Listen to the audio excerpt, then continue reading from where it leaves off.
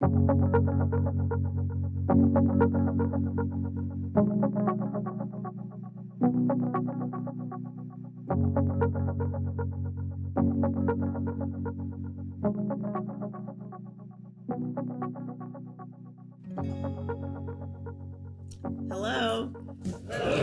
Thanks for having me.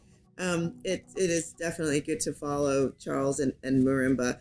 I think in part because they actually sort of set me up quite well.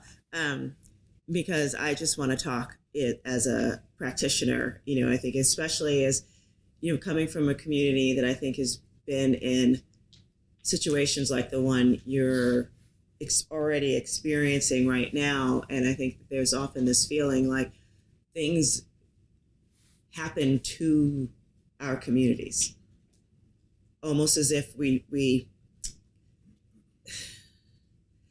like we're just sort of players and bit players in somebody else's drama.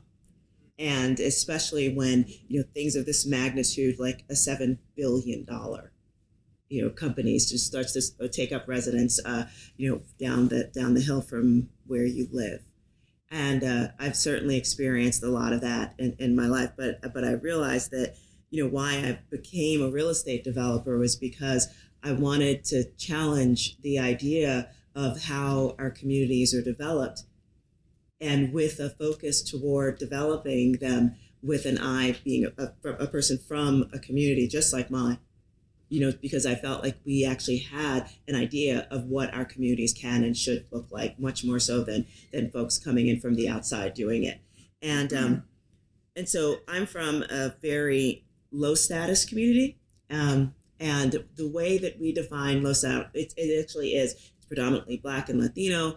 It is predominantly poor, but we don't use the word impoverished or marginalized to describe communities like that. We use the term low status, and we use that because what we'll find are in communities like that, you'll find that there's the places where you'll see things like, instead of banks or credit unions where you can actually conceivably watch your money grow, you'll find things like check cashing stores or payday loan centers or pawn shops, instead of a diverse ways to get something to eat, different, rather great grocery stores and, different types of restaurants and things of that nature. Instead, what you'll find are like fast food joints or places where, dollar stores, with refrigerators in them for some types of food, or even convenience stores that have food as well.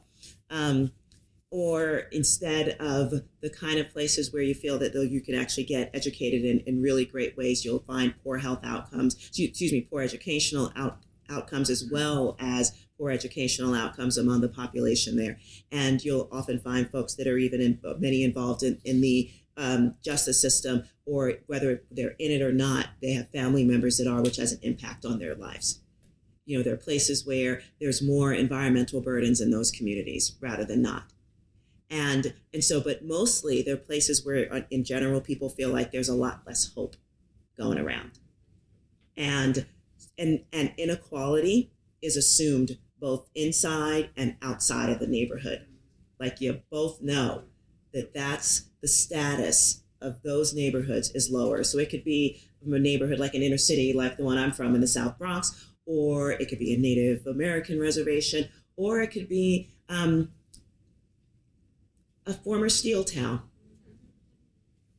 I'm just saying, they come in many different colors and races. And that's where I'm coming from, which is literally, so the story I'm about to tell you is my story, but ultimately it's the reason why I got into what I did. But anyway, what we also know is when people are living in low status communities, born and raised in them, they're often taught to measure success by how far they get away from their own communities. That's the thing that keep that in mind as I go through this. So in the neighborhood that I'm from, which is the South Bronx, my parents, or rather my dad first, then he married my mom, moved her up to, he's from Georgia and she was from South Carolina. They moved up north as part of that great American migration of Blacks from down south looking to escape domestic terrorism. And they came up looking for their great American dream. they ended up settling in the Hunts Point section of the South Bronx, which at the time was mostly white community and, interestingly enough, a walk-to-work neighborhood. And it was interesting because there was a lot of light manufacturing and some pretty major manufacturing, but folks would walk to work to it. And we actually had a little bit of steel in my neighborhood, so we were called Little Pittsburgh, which I thought was kind of cute. Yeah, seriously. But then other Black folks from down south and from the Caribbean, and also Latinos from the Caribbean, were coming up, all looking for the great American dream, because that's what we do.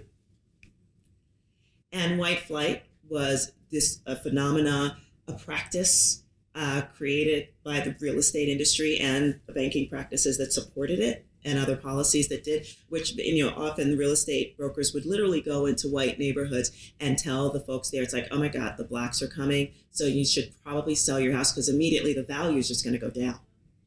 And then, then they would sell cheaper, and then Black folks would come in, and it just created this sort of crazy dynamic, but that's what white flight is.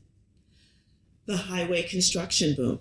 We've certainly seen it, in this neck of the woods as well. Happened all over the country, along in the Bronx in particular. It was the master builder for those urban planning geeks out there. Robert Moses actually created the spaghetti network of highway systems that cuts through the Bronx right now, and it basically was there to connect the wealthier counties of Westchester to our north to Manhattan to our south. And it didn't matter if there were thriving communities in the way. It sort of sucked to be us. Redlining was a term created, or you could actually, when I've looked at most maps, it actually should have been called red shading, because they would literally shade the areas in which they qualified as worthy of blight, or that were blighted. And blighted often simply meant the presence of people of color. And this is where banks would literally say, would deem it so that they would not make any kind of investments in places like that. So my zip code, 10474, is where I grew up. But that's around the time that I came in. I was born in 1966, and I like to think of this as like one of my very first networking opportunities. I'm sure I'm calling Santa Claus. I'm saying I'm talking to the Easter Bunny. I actually kind of remember this picture, and that is exactly what I was doing. But what I grew up with during that time in the early 1970s, was this. The era of financial disinvestment that the banking industry and policymakers created, which made it so that there was no investment happening in our communities, meant that many times building owners would literally torch their buildings. They would commit arson in order to collect insurance money, because that was the only type of money coming in for their properties. And in so doing, it created this type of dynamic. This was literally what I saw on the walk to my school. The Bronx in of itself, we lost about 60% of our population during those years. And also, remember the walk to work community where there was manufacturing and light manufacturing there. Most of that left, either went to right to work states or overseas. And what took its place were the environmental burdens for this type of all of these types of environmentally burdensome facilities. Waste, power, sewage, sludge, pelletizing, which is as gross as it sounds. And all of this was there. And so, again, creating this type of drama for us really had an impact on everyone associated with it. So I think we're all kind of taught to read our landscape, what's around us and how, and when you do, like, you know the difference between, the wrong side of the tracks from the good side of the tracks. That there are places where there's value placed on them and where there's not. And if you come from the places on the wrong side of the tracks, you absolutely have a feeling that there is something wrong over there. And if you're not, then you also feel the same exact way. But again, if you're in the part of the community where it's a low status part, your focus is to be like, how quickly can I get away from there? And if I can't, then there's often something wrong with me. So, but honestly, low status communities have never really had a shortage of great, brilliant, wonderful people growing up in those communities. Never have had. Like, these are just some examples of folks from my own community. They're entrepreneurs, they're doctors, they're education professionals. They're cigar aficionados who really know how to work that business. It's this woman with the Cosé with my Rose t-shirt. She is a woman who's from the neighborhood just north of mine, who did this incredible crowdfunding campaign after we discovered that the only bookstore in the Bronx had closed down. She's a major bookworm, and she also loves wine. So she did a crowdfunding campaign to open up the first bookstore and wine bar in the Bronx, and she called it the Lit Bar, as in, lit for literature and lit for tipsy, and it's wildly successful. And it's just like this young woman, like, who just like, I'm gonna do it because nobody else is. The gentleman in the middle section, the lower picture, the middle, that's Christian Navarro, who plays Tony Romero on, I don't know if the show's still on, 13 Reasons Why. He's a young man who literally grew up 2 blocks away from my house and still comes to the neighborhood often. For those of you who are major foodies out there and like celebrity chefs, Marcus Samuelson is the gentleman in the corner of the top picture who, likes to hang out with like cool people like me. So there you go. But again, this is a neighborhood that attracts that kind of talent and who has that type of talent like coming up in it. But interestingly enough, when you talk to those low status communities, we've not had a shortage, but when you ask them why they do leave, if they do, it's because they're not leaving because, it's like things like, oh, it must be less of crime and this and that. Now they're leaving because there isn't enough lifestyle infrastructure to keep them there. And by lifestyle infrastructure, I mean great places to go out to dinner or have a drink that's not a topless bar, things like that. And so that's why so many of us are creating the things that we want to see in our own community. But when we ask folks like this, like high school students growing up in the neighborhood right now, who believe that they're going to be successful after college, and it's really important to note that out of the past 5 years, we've had more kids graduating high school and then going on to college from the South Bronx than we've had in almost 30 years. So it's a big deal, and everybody's like super excited about all that. And that's what we should be, I think. But when we ask them, so what do you think the community needs now? And we've gone through some pretty serious survey processes as a developer on our own end.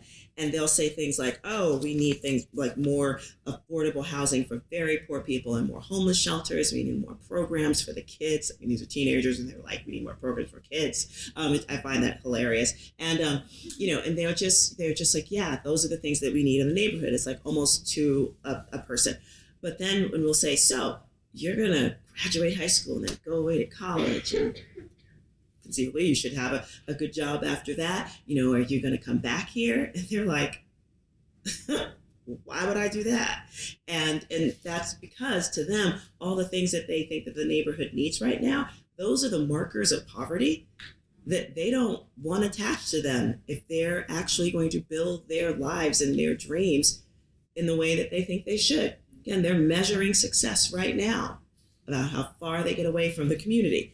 And if they don't want to live in a place where they know that community centers and the health clinics and homeless shelters are the only forms of places to be in those neighborhoods, and they don't want to be there. But it's interesting because even though creating more affordable housing for very poor people was always on the top of their list, it was literally the first thing that would come out of their mouths. We know that rental housing isn't necessarily, it's not a bad deal as a developer to do.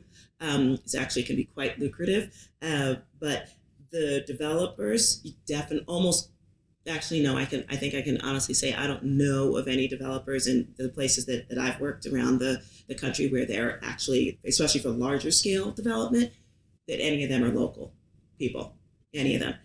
But it's a very profitable game. And many electeds are going to argue that they're responding to the needs of the community. And not to say that that's untrue, but what it also does, if you continue to concentrate all this, is that it really entrenches a landless and transient class of people in low status communities. And if you know the way that companies work to retain talent, people business owners are not interested in investing time and money into people that they know are going to go work for their competition.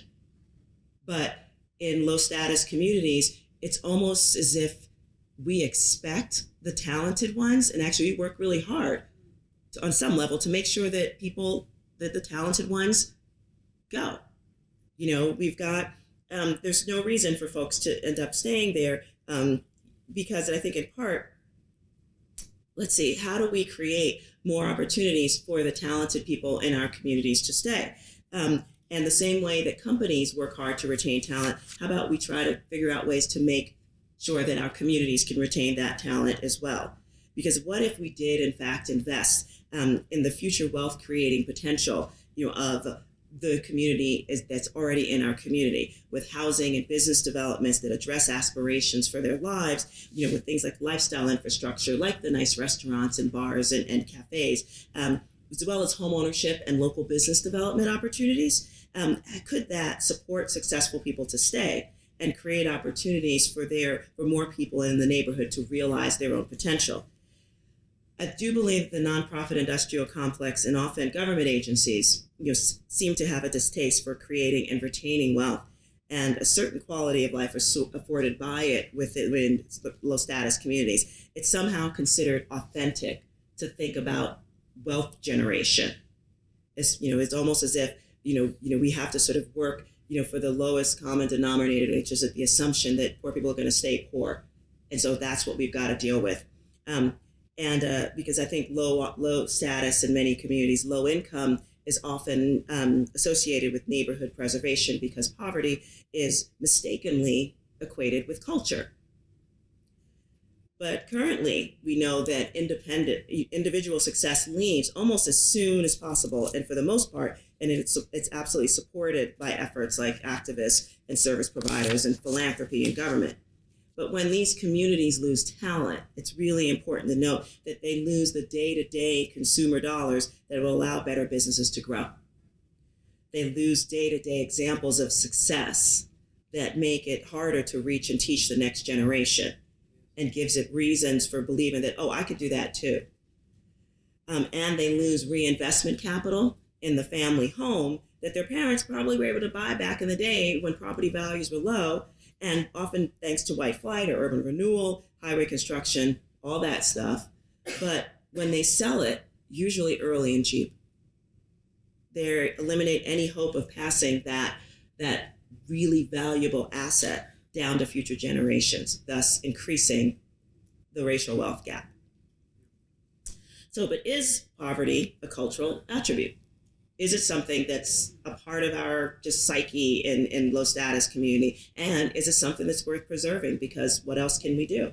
And so this is a really wonky question, but we did ask the question to folks within our communities as we started thinking about what kind of development we thought to do. We asked them, what do you think? What kind of community do you desire? Let's think about your hopes and dreams and aspirations for the future that you want to have. And so we actually surveyed about 500 people, all on my own dime, to see what they thought. And interestingly enough, actually, we were not at all surprised by the responses that we got. The kind of things that you often saw in our neighborhood were not the things that they wanted in the neighborhood, in the neighborhood of their dreams. They wanted the same exact type of things that any middle-class person would want. Anybody, middle class, whatever. They wanted great places to play and hang out with their friends and family. They wanted housing that matched their income. It was all the things that made you feel like your community was something worth being in. So no surprise there. But what's interesting is that we knew that people thought differently than what the nonprofit industrial complex thought about what they thought. But we also knew that on some level, people didn't necessarily value what was in their communities now. And that you could say all sorts of things about that. But just because we don't see the value in it often does not mean that others looking in from the outside don't see the value. So these are actual flyers that showed up in my mail. Now they've sort of taken to finding my cell phone number and calling. These are notes from predatory speculators who assume that I don't know the value of my own property. And, they're always like, we can sell your house, we can buy your house for real fast, quick in a hurry. And we'll always offer, I would say, between 50%, maybe a third of what it's worth. Because they just assume that we don't know. And in many cases, we don't. And that's part of the problem that we have. But so these folks, the predatory speculators, are looking for a way to come into the community because they know that mostly we're seeing the things that are in our community right now, knowing that others looking in don't value it and that we don't either.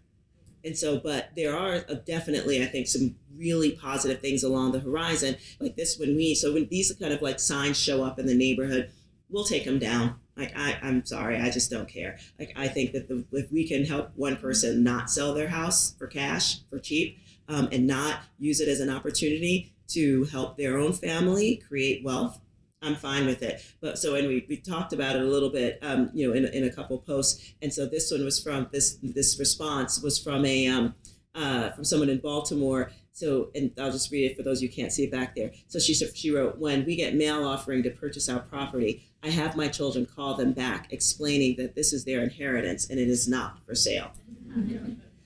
I wish more folks did stuff like that.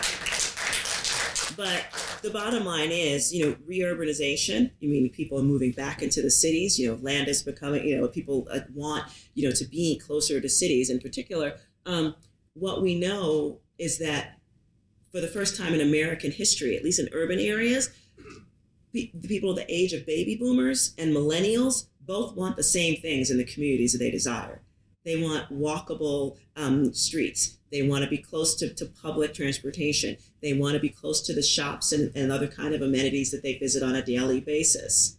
All of those things. And this came from AARP, so they know these things. So they're like looking out for their constituents, and they were like, what are these young whippersnappers doing? But basically, like, this is happening all over the country. So since we know that, what are we trying to do? And especially when they're often going to those neighborhoods, those low status neighborhoods where development is happening in large part, unfortunately, due to many predatory speculators working in the real estate that market. So what we know in those neighborhoods now is that there's two types of real estate development. One is the kind, where the speculators will buy up some property, and then they'll create, the kind of developments that actually are not there to keep the people in mind that are already there. And, it leads to displacement.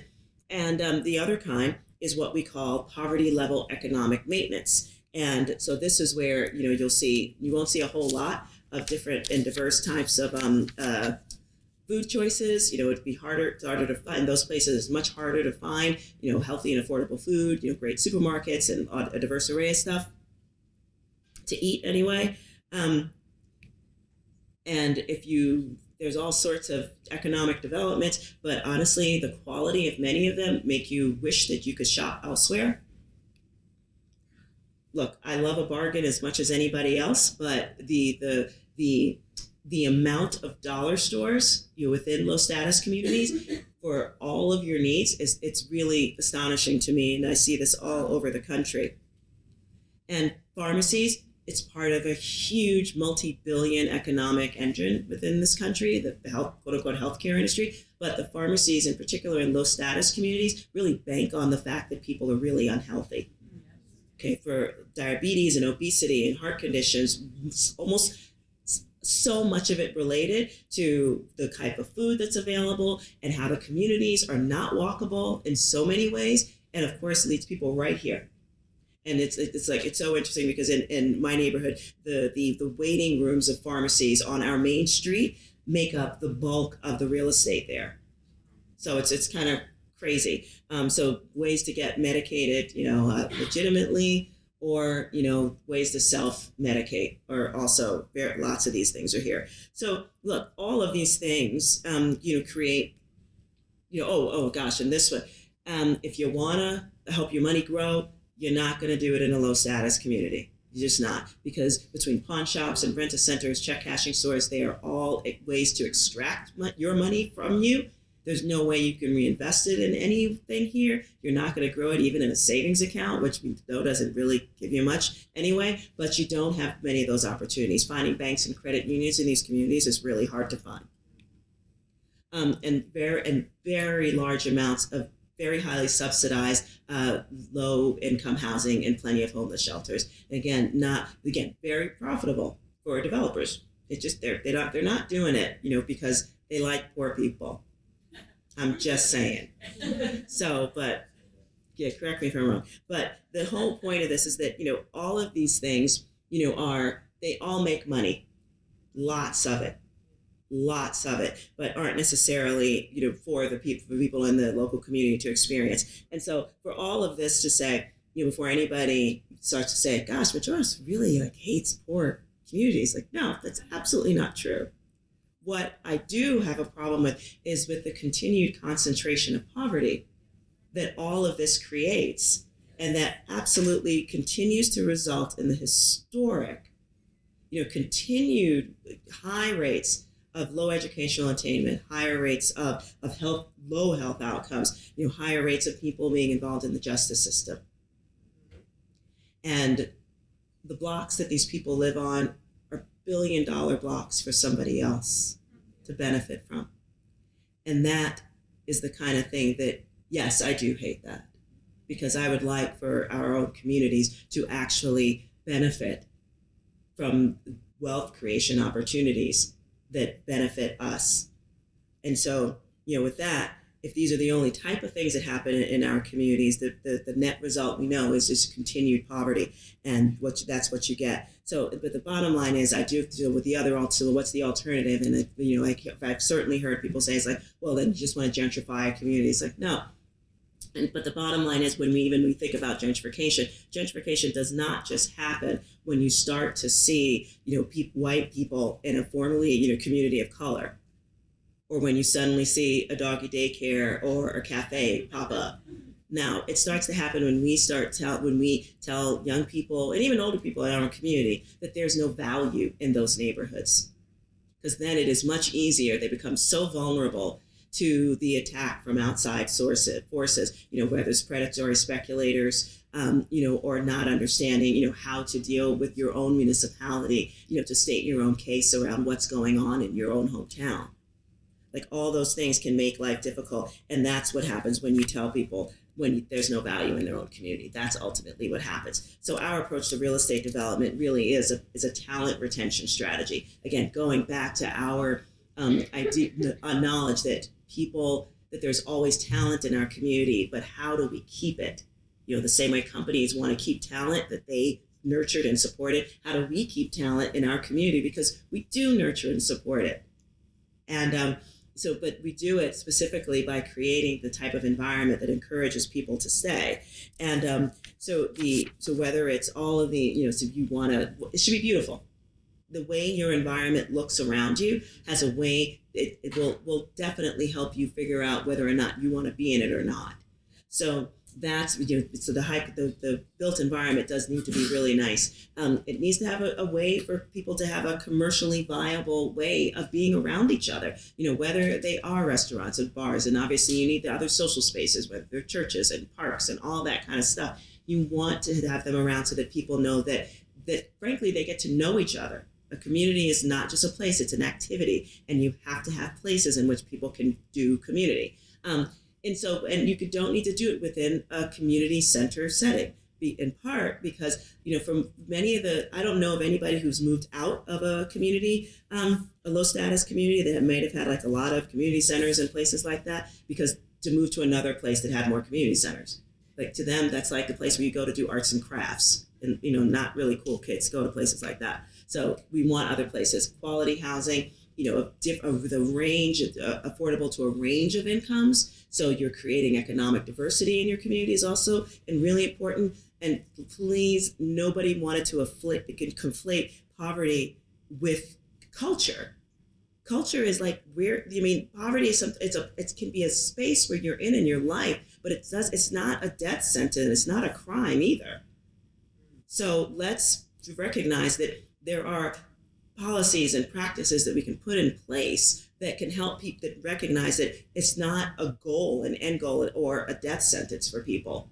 But if you don't recognize that there are opportunities there that can be made to help them aspire to other stuff, then yeah, they're going to stay where they are. And unfortunately, in many low status communities, that is what happens. But the bottom line is we want it to feel, development should make you feel like you're excited to walk out of your door every day.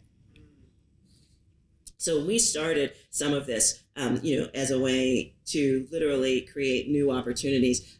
So I started my work back in the late 90s, kind of as I was a social justice activist, and the city had planned to do a huge waste facility in our waterfront, even though we already handled an enormous amount of waste, and later on power plants and all this stuff. And it was just like, I guess they didn't think that we would notice another huge waste facility, and we were just like, enough's enough, guys, seriously.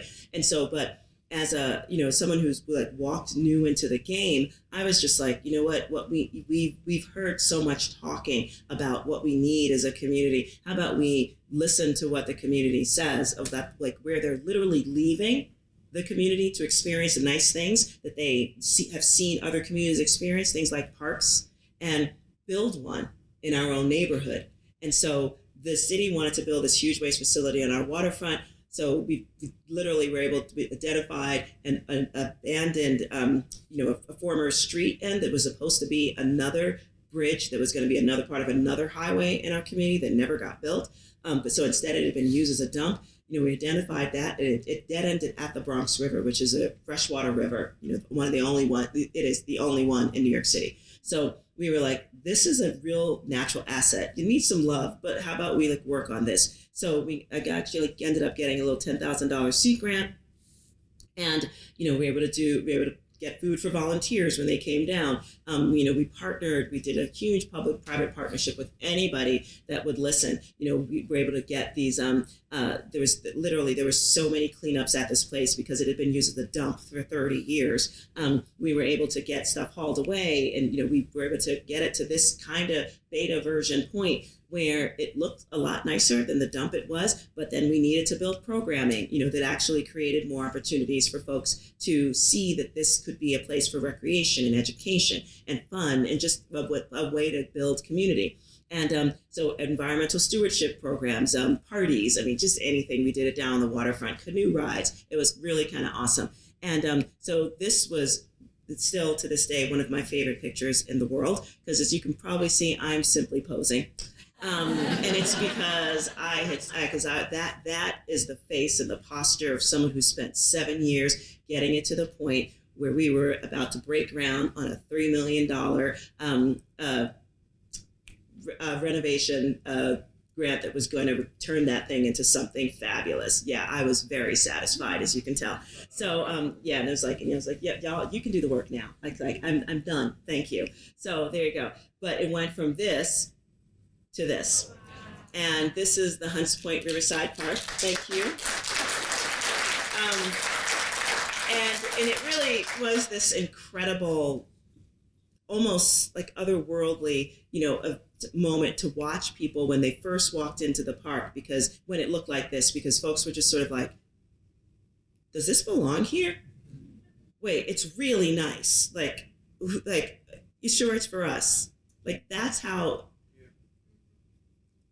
It was just, it was just horrifying to believe that people didn't feel as though they deserved anything nice. But that's where that came from. So, but now, I got married there back in 2006 as well, just kind of fun.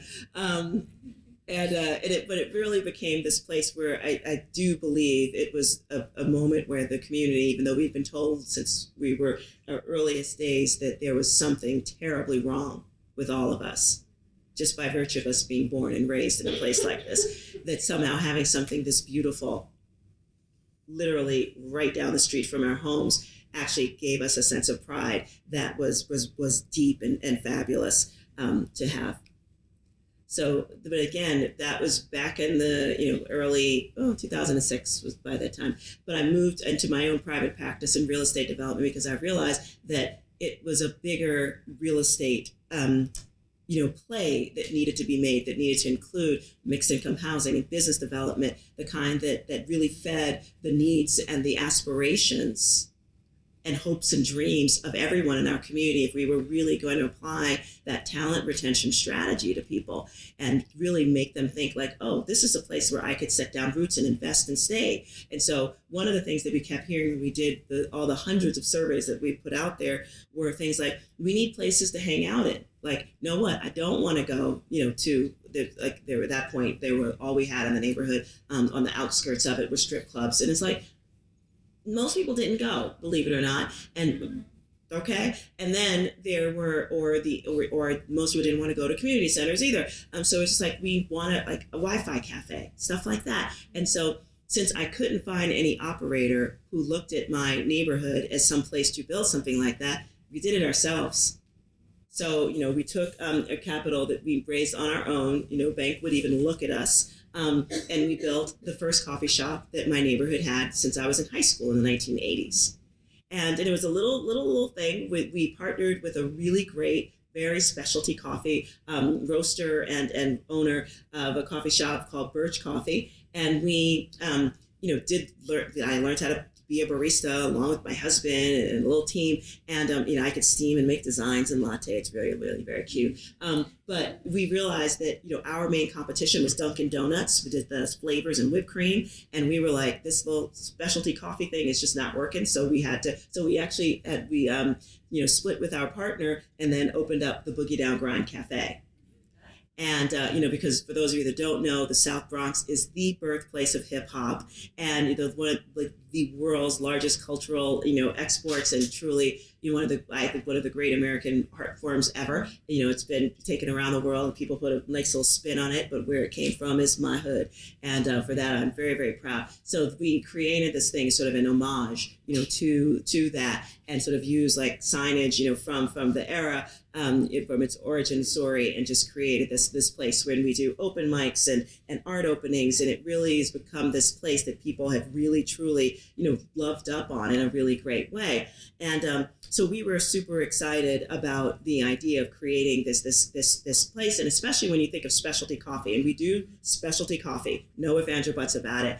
Each cup is individually crafted. It's the whole shebang. And people like come to us because they like that, as opposed to Dunkin' Donuts or anything like that. And so honestly, because when you think of specialty coffee, there's this like image I think that many people have of like, a skinny white guy with like skinny jeans and ironic glasses and a big beard and stuff, which is all cool. And I have no problem with that, but it's kind of like, okay, whatever. But really, when you stop and think about it, coffee comes from some of the blackest places on the planet. And I was like, we're going to reclaim some of that, especially on the retail side, because that's where the money's at. And because we're hiring people for the community, we really wanted to build that up. And so, but just like Nehemiah, we had a few haters. And so we had used the phrase that I had learned from the head of a historically black college down in Charlotte, North Carolina, called Johnson C. Smith University. And it's a really good engineering school, and but it sits right next door to a town that's really poor. And they realized that many of the kids or the young people that would come from the town would come to the college and then they'd bounce. They would not go back home. And the town always stayed in this sort of like depressed kind of situation. And so the president and some of the local groups in the town, and they got together and they got some financial institutions to literally invest in the redevelopment of the town that was led by people from the community, which was just like crazy pants. But of course, even if you are doing that, there's always going to be somebody who's going to go, well, I didn't know anything about that. And, some people did, and maybe they did. I don't know. It really doesn't matter. But the point is they were grumbling and just like, oh, you're gentrifying us out of here. And so that the president of the university was just like, no, that's not gentrification. If anything, it's self-gentrification, because all the development is happening by you guys, the people in your own community. So you will be the ultimate beneficiaries of all of this. And I was like, oh, because they like nice things too. They want to develop. Like who says that only people from outside your community can come and develop it? Like what? when did we give up that agency to like decide what our communities could be? Like, just hand it over. And so I was like, oh, that's really fascinating. So anyway, one day, a month after the cafe was open, I woke up and papered around the neighborhood where this was a little sticker campaign. And so I was quoted to say in an article, we like to see the work that we do as self-gentrification. They attribute it to local sellout, Majora Carter. I was like, it's a nice design. I mean, I know exactly who did it. So I was like, and that's the best work that person has ever done. Good on you. But anyway, I couldn't quite thank them, but it was sort of cute. But anyway, several years later, they're still grumbling in social media, which is like, I can't tell if it's from the devil or not. I'm sure it serves a purpose, but sometimes I'm like, oh gosh, I'm so tired. So I totally hear you, man. I was like done. But anyway, 2 years later, we were actually protested, and I'll go up on one of the big banners that was outside. Majora Carter sells the Bronx out one coffee at a time. Majora's evil, and F your self-gentrification. And yes, I did put the smiley faces on to protect the fearful, because I do really think that it was mostly people fear change so much that their responses, it's just like, even though they're not happy where they are, if they don't like whatever Teddy Roosevelt said, it's like, if you just are complaining without a solution, I don't know what to do. I'm not saying that anything I've done is the only way to do stuff, but I'm proposing something. I got caught trying, and I'm okay with that. So, but what was interesting about this whole thing was that the day we were protested was literally, there were like 10 people outside with bullhorns and big banners. And inside, there were 40 people that had assembled specifically for a workshop that was to provide resources in the form of 0% interest loans and low interest loans for homeowners that were in danger of losing their homes, or people that wanted to start their businesses. So the irony of all that was not really lost on me. And you know what? People got loans. So I'm like, it's okay. But as a business owner, I was like, oh my gosh, I had like bullhorns outside of my place of business telling people that I'm evil.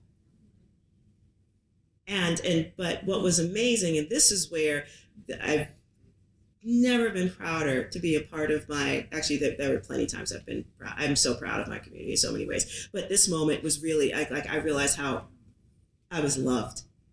And what we were doing was considered lovely. The next day, we had our best day ever at the cafe.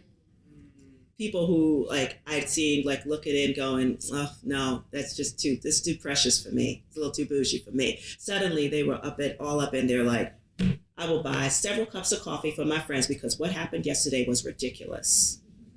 And I was just like, wow, that's community. Like, they saw the value in why we were doing it. And many people did, just in terms of how we did it, and also in general, looking at even the fact that, we opened up our community as some place for people to invest in as well. The cafe for people to invest in as well. So a local family actually owns 10% of the cafe. And when people found out about that, they were like, wait, that's possible? He's like, yes, that is possible. And yeah, I did, I took a page out of the book of Beyonce. I took my haters' language and put it on a t-shirt. And yes, we do sell it, as you can see from the t-shirt that Soma's wearing. Yeah. So this is another building that's actually for architecture heads out there. This was at the same time that Cass Gilbert, the architect that did the Woolworth building, the U.S. Supreme Court building, was out there doing that. He was also designing little rail stations in the Bronx. One of them, 3 of them are still standing, but this one is the one that I own. And so this was the reason why my dad moved to the Bronx, because he was a Pullman porter, and this was open when he first signed the contract to come to buy the house I was born and raised in. It's since closed to rail service, and then it was sort of subdivided into a little mini strip mall. Literally, the owner of the ground lease was a strip club owner, and when he died, that's when Amtrak evicted all the tenants, and that's when I said, wait a second, I'm going to try to get this building. And it's really strategically important because it is seriously right on the main commercial thoroughfare in our neighborhood, right across the street from a big transit hub. So literally hundreds of thousands of people see this thing. And every single day. So it's kind of like, oh, we need to do something about this. And so we acquired it. Before we even acquired it, we hired some local kids to actually to design a mural to cover the graffiti that had accumulated on it. And but now, going back to what the community thought of, in terms of the type of spaces that they wanted to see, we decided to we're looking now for for financing to turn it into first an event space. Which can be a multifunctional space for weddings or for meetings or banquets or just concerts, because it's like 4,500 square feet, or and also but give an opportunity, but eventually we want it to be a food hall for local chefs. So the model that we're working on is from a company out in Brooklyn called Bergen, where there's 4 individual kitchens, each one owned by a chef who's doesn't have to have the issues around like manning a dining room and also a bar. All they get to do is build their customer base with their own specific kitchens, and the operator will take care of everything else. But again, moving to that point is someplace that we'd like to go to help restore it, to some of its former glory, because it's a really interesting building. This is an old juvenile detention facility. Actually, my father's last job before he retired was as a janitor at this spot. And it was a terrible place. I remember stories that he would tell, of how he wished our house was bigger so that he could take in some of the kids, because this was the era in juvenile justice where sometimes kids would be put into juvie because their parents did something, like there was no place else to put them. And so we actually had a lot of kids like that in our house before they made it there, fortunately.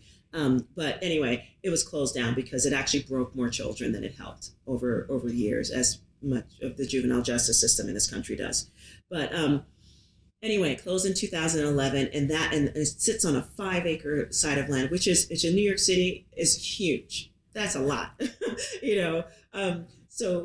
that's when I started thinking about, wouldn't it be great to really use real estate development as for the social and environmental and economically transformational thing that it could be? And if you could do that on a site that big with mixed income housing and mixed use commercial development, we could really show that there's a possibility out here to build great things. And so, even though we certainly didn't have the land, but, this was something that we so believed in. And we started thinking about partnerships, to create use that place as a catalyst, for mixed income housing and mixed use commercial development with supportive housing and home ownership as well. Looking at what were the economic drivers of the region and really looking to attract those type of industries, and businesses, and also local industries, support local folks to do that stuff as well into the community for job creation and business development. Activating more public space, because we know that's the great democratizer. You don't need money to do it, but honestly, when it's well designed, it makes everybody a better person. I think that is what it does. Commercial and retail, again, local economic development, so that dollars can circulate throughout the same economy, supports the tax base where you are, and that how many times a dollar can circulate throughout an economy, that's the sign of its economic health. If it just goes in and goes out, chances are you're in a low status community and you're enriching somebody else's neighborhood, period. So that is something that we wanted to be clear about and support. And so we also knew that because of the way that it was situated, because it was a residential area on one side and an industrial area on the other side, where those two things would meet, sort of like a weird kind of no-go zoning area.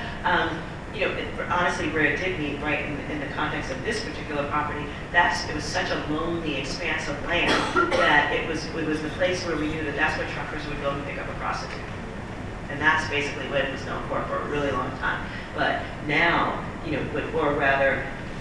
if you planned it properly and created a 24-hour city, with all along it, there was access, for some of the industry that was there, the light industry, or, entrances to residential, schools, businesses, etc., then you actually have the kind of 24-hour place where good uses will drive out bad ones. And so our idea was not to do what's often done in a lot of low status communities, where let's just do a demonstration project. Yay. No, it's let's raise the bar for what passes for real estate development in low status communities. This was meant to not to demonstrate what can happen, but to really show that this is possible. And so we were super excited about that as a possibility. So we ended up, over the course of a few years, we built this incredible team of people. We had more minority and women-owned developers. And we definitely, I believe in diversity. So we also had white men on our team. It was a very fair and balanced thing, just let you know, because I practice diversity. Don't have to think about it hard. But anyway, we did that, and so, but it was an amazing team, just amazing. We had 1,200, our proposal had 1,200 units of mixed income housing, with 100 units of it being low income home ownership. It would have been the largest one in the entire country, where people under 80% AMI would have been able, like a big portion of them, actually most of them under 55 AMI would have been able to afford a home, courtesy of Habitat for Humanity's, Habitat for Humanity's, New York City. And then also, we worked with, and so we made sure that our proposal had more than 200,000 square feet of space reserved predominantly for light manufacturing. And we had one of the biggest New York brokers sitting with us at the table, who looked at manufacturing and specifically said, this is the best proposal out here. Why? Because of all that manufacturing. This is the job creator for the city. Encourage the city to actually do this, because it was like, it's already leased up, I'm telling you, by the time this thing is built. And but unfortunately, our city decided instead to sort of take the same type of road that they did. They weren't trying to diversify the built environment nor their developer pool. They kind of maintained the inertia and actually selected a team with only, that was led by 2 white male developers. One of them wasn't even from New York City, which I thought was really interesting. They decided only to build a very low-income housing project with lots of community centers and health clinics. And that's pretty much it. It's just sort of underwhelming, and I think a lost opportunity, but, New York City's loss was somebody else's gain. And so we're building a project very similar to that in Mapleton Fall Creek in Indiana as we speak, because they were just like, this is cool, we like lots of jobs. And so we were pretty excited about all that. And, but there's, I often like to use this particular quote, because it's from Dr. King's letter from a Birmingham jail, it's an amazing short letter that I encourage you to read if you haven't already, and it was written literally from the inside of the Birmingham jail. But it was a direct response to a group of white clergymen telling him that he should slow up on the whole integration thing. And, and the whole letter, which is incredibly beautiful, was I think, so this is really crystallized in this particular sentence about being impatient, about the type of life that we all need to live. And why not? Why should we not be impatient about building the kind of dreams and hopes and dreams and aspirations that we can have in a community? Because for those of us who live and work and are working towards much more equity and equality in terms of places and policies and communities, then we look at these communities and realize that we overall have been many times really building tributes to our collective failures. And knowing full well that we all have the capacity to work on building monuments to hope and possibilities if we truly believe that we don't have to move out of our neighborhoods to live in better ones. Thank you.